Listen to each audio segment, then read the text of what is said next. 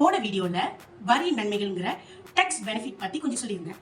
Tax benefit பத்தி இன்னும் கொஞ்சம் சொல்லுங்கன்னு சில பேர் கேட்டாங்க. சோ டேக்ஸ் பெனிஃபிட்ல 3 விதமா இருக்கு. அது என்னன்னு இந்த வீடியோல பார்ப்போம். பாயிண்ட் நம்பர் 1, டிப்ரிசியேஷன், அதாவது தேய்மானம். டிப்ரிசியேஷன்னா கீழே இறங்குதுன்னு அர்த்தம். ஒரு குறிப்பிட்ட காலம் வச்சுக்கோங்களேன். முக்கியமான எடுத்துக்காட்டு எம்சிஓ டைம்ல நிறைய பேர் வீட்டு செலவு காசை குறைக்க வேண்டியதா இருந்துச்சு. நிறைய முதலீட்டாளர்கள், ஏன்னா நிறைய பேர் வேலை இல்லாம இருந்தாங்க, நிறைய காரணங்கள்லாம் நடந்துச்சு. சோ அந்த மாதிரி நடக்கிற டைம்ல நீங்க வரி பணத்தை குறைச்சி கட்டலாம்.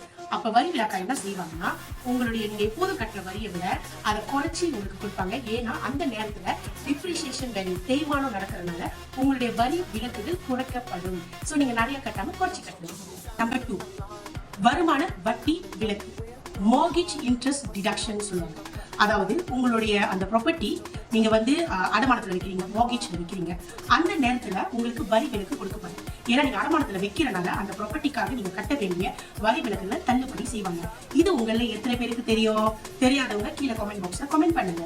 பாயிண்ட் நம்பர் 3, ப்ராப்பர்ட்டி எக்ஸ்பென்சஸ், சொத்து செலவுகள். என்னென்ன மாதிரி செலவுகள்? நீங்க ஒரு ப்ராப்பர்ட்டியை ரெண்டலுக்கு விடுறப்ப மெயின்டெனன்ஸ் ஃபீ கட்டணும், அந்த வீட்டுல ஏதாவது கெட்டு போச்சுன்னா பழுது பார்க்கணும், அப்புறம் அது சம்பந்தப்பட்ட நிறைய பழுது மெயின்டெனன்ஸ் ரிப்பேர்ஸ், இதெல்லாம் நிறைய விதம் இருக்கும். அதெல்லாம் நீங்க கட்டுறீங்கன்னா, அதெல்லாம் நீங்க செய்றீங்கன்னா ரிசீப்ட் எனக்கு வாங்கி வச்சுக்கோங்க.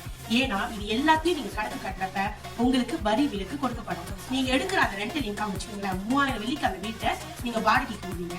ஆனா கொடுக்குற அந்த வாடகை வீட்டுல மேபி அந்த மாசம் பைப்பு கட்டு போயிருக்கும், சிங்கி பைப் ஏதாவது இருக்கும், அதை நீங்க மாத்துறீங்க, அதோட செலவு ஒரு 200 வெள்ளியில 3 வச்சுக்கோங்க. அந்த ரிசீப்ட்லாம் நீங்க கொடுக்குறப்ப அதுக்கு வரி விலக்கு உங்களுக்கு கொடுக்கப்படும். சோ நீங்க எப்போதுமே உங்க ரெண்டல் இன்கம் நீங்க இவ்வளவு கட்டுனீங்கன்னா அதை நீங்க இந்த ரிசீட் எல்லாம் கொடுக்குறப்ப நீங்க குறைவா கட்டலாம். இந்த விஷயம் உங்களுக்கு தெரியுமா? அதனால இனிமேல் கொண்டு நீங்க ஒரு இன்வெஸ்டரா இருந்தீங்கன்னா தயவு செஞ்சு நான் டேக்ஸ் கட்டணும்னா எப்படி இருந்தாலும் இந்த டேக்ஸ் கட்டணும், அந்த டேக்ஸ் கட்டணும் அப்படின்னு வருத்தப்பட்டுக்கிட்டே இருக்காதீங்க. நீங்க ஒரு இன்வெஸ்டரா இருந்தீங்கன்னா வரியிலிருந்து விலக்கு கிடைக்கிறதுக்கு நிறைய விதம் இருக்கு.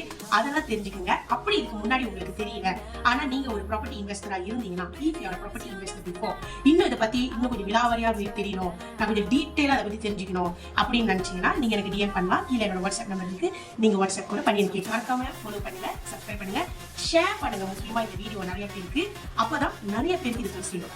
பாய்.